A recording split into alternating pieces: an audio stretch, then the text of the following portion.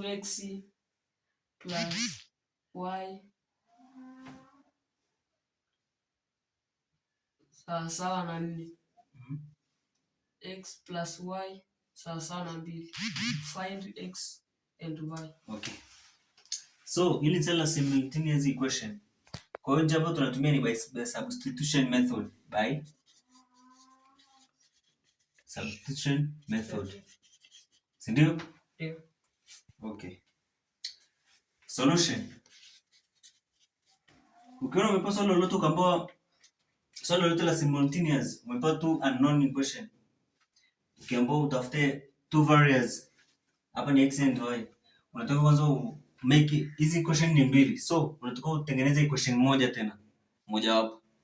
Mfano hapa una equation, let us say this is equation number 1, equation number 2. So, let us make equation number 3. But, ukiwa na make equation number 3, unatakiwa uchague moja wapo kati ya hizi. Mfano, ambayo utakayochagua inakuwa ni shaded. Shaded maana yake tunaishade hatuirudi tena. So, tuchukulie mfano equation 2, let's say from equation 2. From equation 2. Hapa tuna make one variable as the subject, maybe.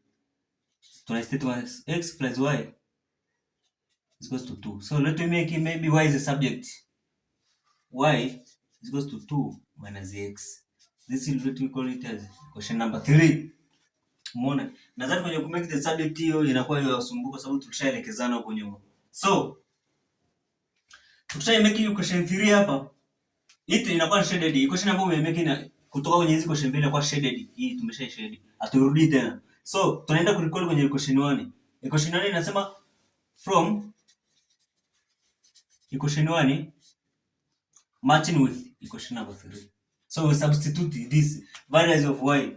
Where there is y, we make it as this value from the equation 1. So equation 1 stated as 2x plus y is equals to 4. So what is y? Tushamba kwenye equation 3 hapa, y is 2 minus x. So 2x plus the value of y from the equation 3 is 2 minus x is equals to what? Is equals to 4. In your equation 1 here. So let me collect them together. So 2x minus x is equals to 4. Then plus kidogo inakuwa minus 2. So 2x minus 2, 2x minus x is equals to x is equals to 2. Conclude. This is our first variance.